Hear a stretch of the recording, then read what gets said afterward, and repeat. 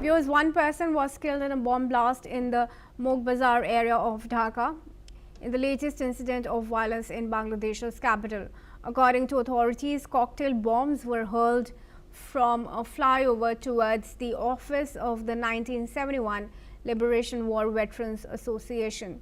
The blast caused panic in the area, which also has a church located nearby, raising concerns over security. Police and emergency teams rushed to the site and launched an investigation to identify those responsible. The incident comes just days after a Hindu man was lynched and media offices were attacked and set on fire, heightening fears of escalating unrest. Authorities have stepped up security in sensitive areas as tension remains high in Dhaka.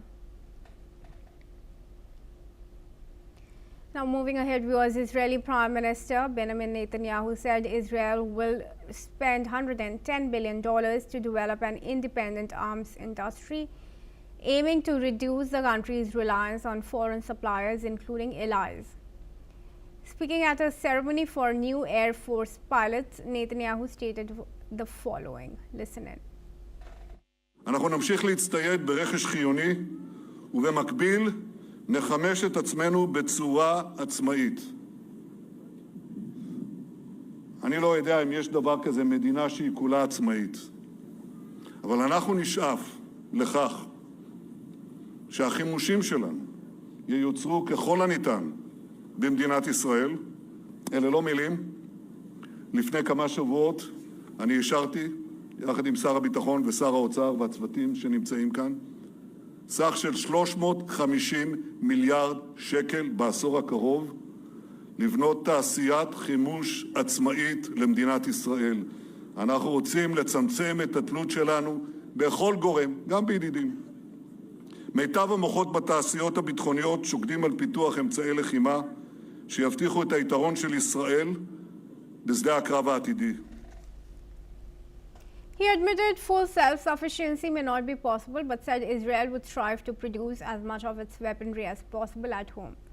Netanyahu said the strategy is designed to ensure long-term security and strategic independence amid regional instability and global supply uncertainties.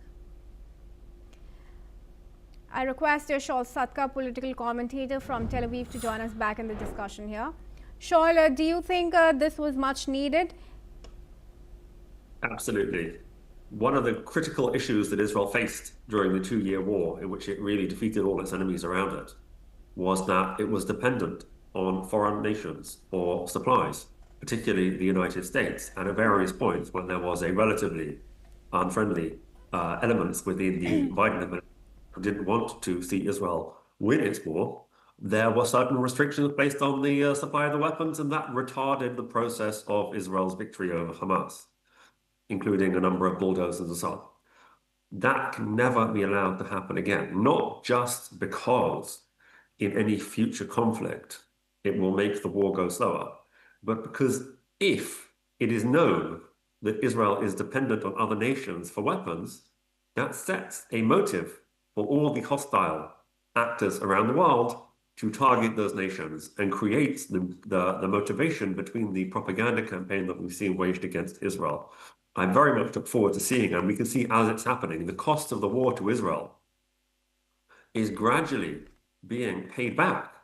The financial cost is gradually being paid back by the fact that Israel got to battle test its weapons, some of the best and most advanced weapons in the world, while everyone was watching, and everyone could see that these genuinely are the most effective weapons available.